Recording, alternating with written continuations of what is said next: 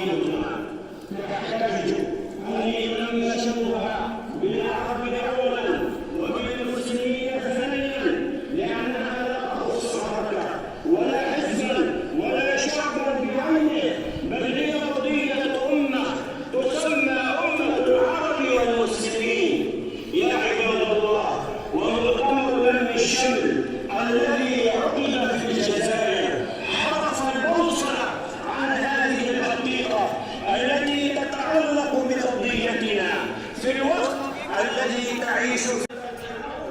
لبيت المقدس زمن الفاروق عمر الذي أعطى النصارى عودة المدينة التي ستظل فخرا على ضد الدجال، ولم يقرر عمر من هذه العز فكان شعاره وهو يقف على أرض القدس: نحن قوم أعزنا الله بالإسلام فمهما بلغنا العزة في غيره عليه وسلم كانت صف واحدة وكانت الكلمة جامعة، فأذن الله له بتأليفه فجمع شمله وشمل المراد فيه على نصرة الإسلام وعلى موالاة أهله، وما سمعنا يوما عن النصرانيين عقد مؤتمر لمنهج المرابطين، وما سمعنا يوما أن مرابطا في بيت المقدس نازل الأذى منه أو أنه غير وقدم في مرابط الدين حتى عرفها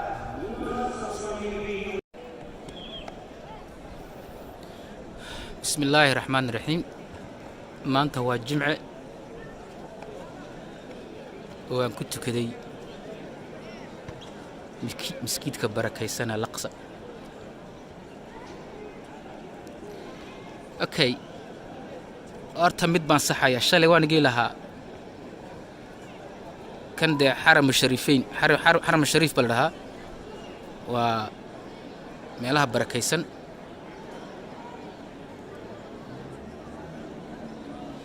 weeyaan. kana lahaa miskiidka weyna Al-Aqsa loo bixiyana halkaa hoose ku yaala, waa inta dhan ku hooseeya. halkaa hore miskiidka weyn ku yaala. marka laakiin Al-Aqsa masaajidku waa gidi, waa kan waa isku wada dar. meeshana joogo ilaa miskiidka dhex jooga gidaarada ku wada xidhan tahay. meelaha laga soo wada galo dhan waa wada Al-Aqsa, waa miskiidkii. laakiin kan xaramul shariif jimcihii dumarka xoreystay. halkan dumarka ku tukada miskiidka dhexdiisa, halkaa kalena ragga masaajidka weyn Al-Aqsa u bixiyeen. marka halkan waxaa yaala alaabihii nebiga oo meel ku quflan, dhagaxii nebi Ibraahim inankiisa markuu sadaqaynayay uu ilaahay ku badbaadiyey. nebigu lugta meesha raadkii nebiga lugtiisii halkan bay ku taalaa. nebiguna cirku markuu ka korayeyna halkan buu ka koray. marka waxaa la dhahaa waa halka ay cirka jannada iyo dhulku albaabkiisa halkaas iskaga furan yahay. waa halkan. marka dumarkii jimcihii iyagaa xoreystay, iyagaa iskale miskiidka kale ku tukada. marka waxaan u sarriftuun diinta islaamka dumarka u hadhaya, dumarka u daacada. iminka duhur markaan yimaado yaamaha jimcaha ahayn dumarun baa jooga, rag way ku yar yihiin. dumarun baa ku dhex jira, ku dhex hadla. marka maasha allah waa dumarka muslimiinta meel kasta ay joogaan iyagaa xoreystay.